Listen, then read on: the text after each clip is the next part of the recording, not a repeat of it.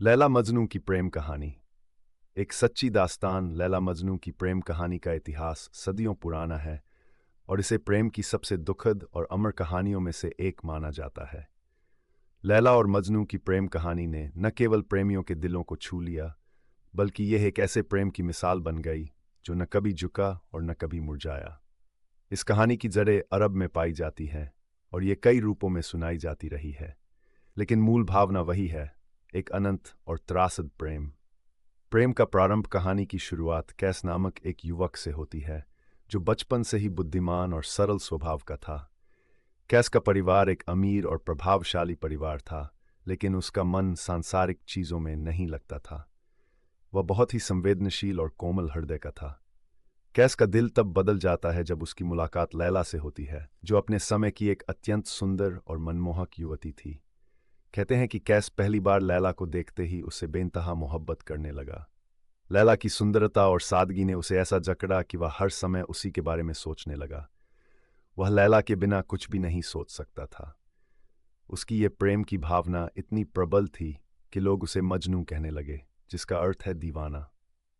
इस प्रकार कैस का नाम मजनू पड़ गया। समाज की रुकावट मजनू का प्रेम एक तरफा नहीं था। लैला भी मजनू से उतनी ही मोहब्बत करती थी, लेकिन उनका यह प्रेम समाज के नियमों और बंधनों में फंस गया। लैला का परिवार बहुत प्रभावशाली था और उसकी शादी किसी अमीर व्यक्ति से करवाना चाहता था। लैला के पिता को मजनू का यह जुनूनी प्रेम बिल्कुल स्वीकार्य नहीं था। उन्हें लगता था कि मजनू की दीवानगी उनके परिवार की इज्जत को ठेस पहुंचाएगी। इसलिए उन्होंने लैला और मजनू के बीच मिलने जुलने पर पाबंदी लगा दी। लैला और मजनू के बीच अब केवल प्रेम पत्रों और ख्यालों का ही सहारा था। दोनों एक दूसरे को देख नहीं पाते, लेकिन उनकी मोहब्बत और भी गहरी होती चली गई। ये वही दौर था जब मजनू की दीवानगी और भी बढ़ गई। वह जंगलों में भटकने लगा, लोगों से दूर भागने लगा और केवल लैला के ख्यालों में खोया रहने लगा।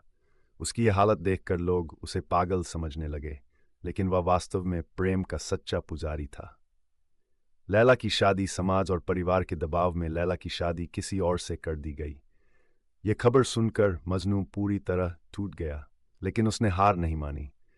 वह अब भी लैला से उतनी ही मोहब्बत करता था जितनी पहले करता था। मजनू का प्रेम शारीरिक नहीं बल्कि आत्मिक था।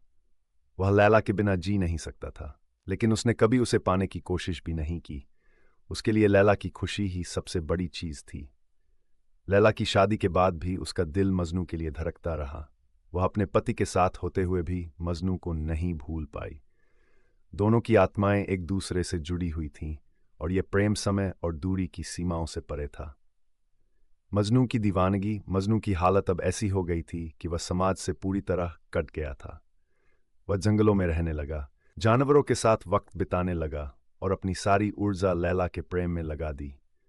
उसका शरीर कमजोर हो गया था, लेकिन उसकी आत्मा पहले से भी ज्यादा मजबूत थी। कहते हैं कि मजनू की दीवानगी इतनी बढ़ गई थी कि वह पत्थरों पर लैला का नाम लिखता रहता था, हवा में लैला का नाम पुकारता था और आसमान की तरफ देखकर उसे बात करता था। लोग उसे पागल समझते थे, लेकिन मजनू के लिए यह प्रेम की उच्चतम अवस्था थी।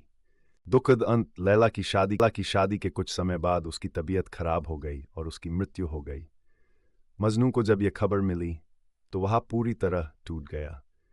कहते हैं कि मजनू ने लैला की कब्र पर जाकर अपनी अंतिम सांस ली। उसे अपनी लैला के बिना जीना असंभव लगा और उसने अपना जीवन वहीं समाप्त कर दिया। दोनों की प्रेम कहानी का यह दुखद अंत आज भी लोगों के दिलों में ताजगी के साथ बसी हुई है। प्रेम की अमरता, लैला मजनू की प्रेम कहानी न केवल प्रेमियों के दिलों में जीवित है, बल्कि यह प्रेम की एक मिसाल बन गई है। यह कहानी हमें सिखाती है कि सच्चा प्रेम किसी शर्त या बंधन में नहीं बंधा होता।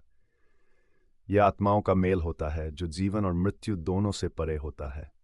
लैला मजनू की मोहब्बत ने साबित कर दिया, सच्चा प्रेम केवल पाने का नाम नहीं, बल्कि त्याग और समर्पण का प्रतीक है। कहते हैं कि लैला और मजनू की कब्रें आज भी एक दूसरे के पास स्थित है और वहां जाने वाले प्रेमी अपनी सच्ची मोहब्बत के लिए उनसे आशीर्वाद मांगते हैं। लैला और मजनू की कहानी हर उस प्रेमी के दिल में जिंदा है जो प्रेम में खुद को खो देने की हिम्मत रखता है।